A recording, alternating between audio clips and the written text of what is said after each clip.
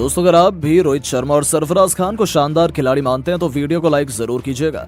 दोस्तों, तीसरे टेस्ट के पहले दिन ही भारत के आगे नतमस्तक हुआ इंग्लैंड। गुस्से से बौखलाए कप्तान रोहित ने शतक नहीं बल्कि दोहरा शतक जड़कर इतिहास के पन्नों में दर्ज कराया अपना सुनहरे अक्षरों में नाम। तो उनका बखूबी साथ निभाते हुए डेब्यूटेंट सरफराज खान के साथ मिलकर गिल और अक्षर ने तो इंग्लिश गेंदबाजी क्रम को तहस नहस करके रख दिया।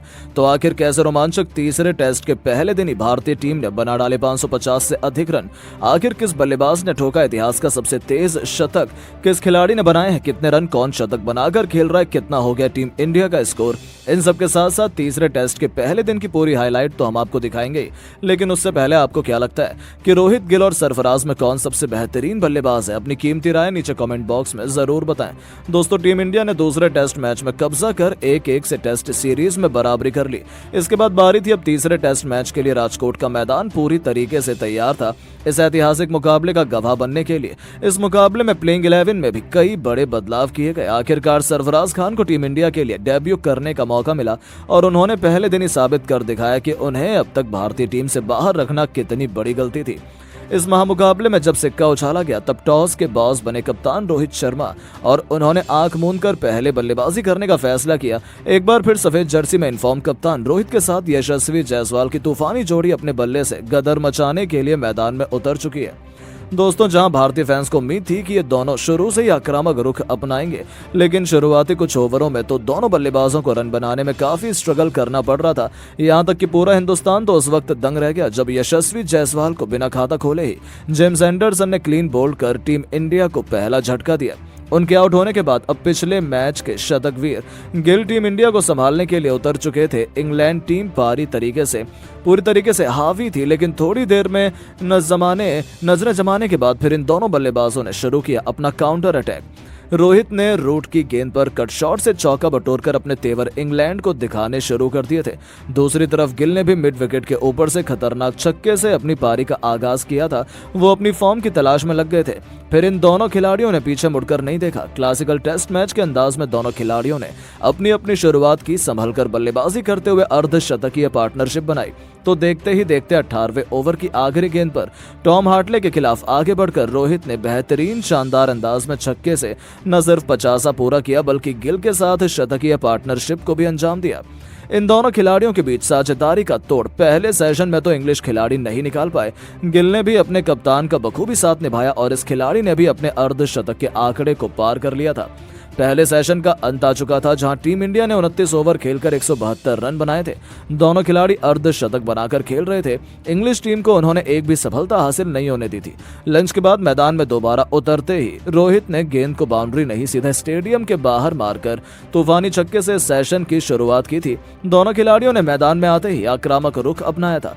गिल दोबारा शानदार लय में नजर आ रहे थे और देखते ही देखते उन्होंने रेहान अहमद की गेंद पर बेहतरीन चौका लगाकर लंबे समय बाद अपना तूफानी शतक केवल 105 गेंद पर पूरा कर लिया, जिसकी बदौलत टीम इंडिया बेहद मजबूत स्थिति में आ चुकी थी। लेकिन अपनी सेंचुरी पूरी करते ही गिल जो रूट के जाल में फंस गए और एलबीडब्ल्यू होकर उन्हें पवेलियन लौटना पड़ा। उन्होंने 138 गेंद पर बेहतरीन 119 रन बनाए थे, जिसमें 2 छक्के तो वहीं 10 चौके भी शामिल थे। उनके रूप में टीम इंडिया को पहला झटका लगने के बाद अब मोर्चा संभालने के लिए मैदान में डेब्यूटेंट सरफराज खान कदम रख चुके थे। अब मैदान पर एक तरफ जहां खुद कप्तान रोहित थे तो वहीं दूसरी तरफ सरफराज इस मौके पर चौका नहीं सीधा छक्का मारने की फिराक में उतरे थे। इंग्लैंड को लगा था कि पहले विकेट के बाद वो भारतीय टीम पर दबाव बनाएंगे, पर इन दोनों खिलाड़ियों ने तो अगले कुछ घंटों में वो किया जिसका अंदाजा अंग्रेजों को था ही नहीं। रोहित एक तरफ अर्धशतक बनाकर खेल रहे थे तो वहीं सरफराज ने आक्रामक अंदाज में तूफानी छक्के से अपने इंटरनेशनल करियर की शुरुआत की। तो फिर टेस्ट को T20 बनाते हुए चौके छक्कों की झड़ी लगा दी। जी हाँ, एक के बाद एक सरफराज ने शोएब बशीर की 3 गेंद पर 2 चौके तो वहीं एक तूफानी छक्का भी ठोक मैदान में गदर मचा दिया। इंग्लैंड के तो पैरों तले जमीन खिसक गई थी। उन्हें अंदाजा ही नहीं था कि आखिर यह हो क्या रहा है। इन दोनों ने तो अंग्रेजों की नाक में दम कर रखा था और चाहे तक उन्होंने इंग्लैंड को कोई और सफलता हासिल नहीं होने दी। सरफराज का ये विध्वंसक रूप देखकर ऐसा लग रहा था वो केवल अंग्रेजों पर अपना गुस्सा उतार रहे हैं। एंडरसन की गेंद पर 2 रन लेकर उन्होंने केवल 47 गेंद पर अपना पहला अर्धशतक भी ठोक दिया था। भारतीय टीम ने टी ब्रेक तक 382 रन बना लिए थे तो वहीं सरफराज 80 रन बना चुके थे। लेकिन दोस्तों, असली जलवा तो कप्तान रोहित ने दिखाया था, जिन्होंने न केवल अपना शतक पूरा किया बल्कि 148 रनों के स्कोर तक भी पहुंच चुके थे। चाय के तुरंत बाद वापसी करते ही एक बार फिर रोहित ने हिटमैन वाले अवतार में शानदार कवर ड्राइव से चौका बटोरकर 150 रनों का जादुई आंकड़ा पूरा किया, जिस पर पूरे स्टेडियम ने खड़े होकर तालियां बजाई। वहीं उनके साथ ही सरफराज को रोक पाना भी इंग्लैंड के बस की बात नहीं हो पाई।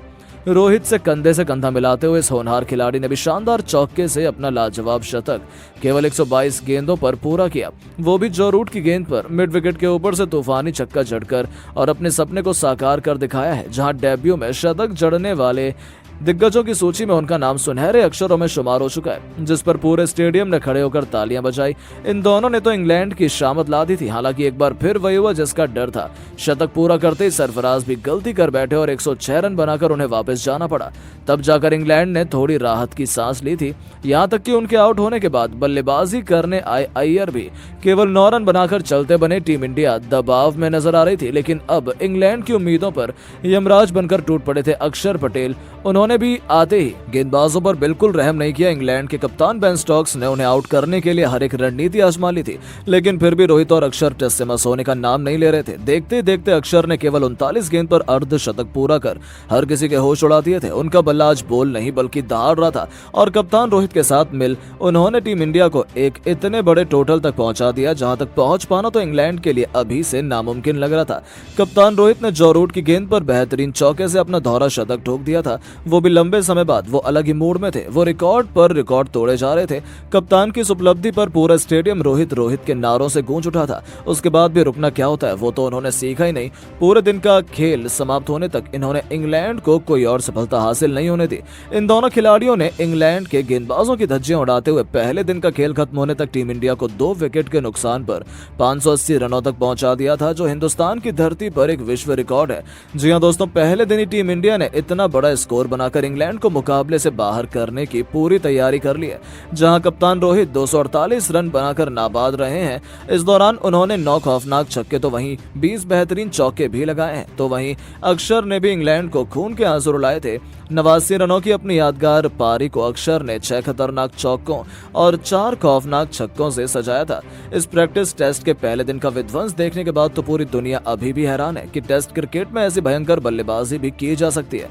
लेकिन दोस्तों, अब आपको क्या लगता है कि रोहित शर्मा, शुभमन गिल और सरफराज खान में कौन तीसरे टेस्ट मैच में शतक लगाएगा? अपनी राय नीचे कमेंट बॉक्स में जरूर बताएं, और ऐसी शानदार खबरों के लिए चैनल को सब्सक्राइब करना ना भूलें। धन्यवाद।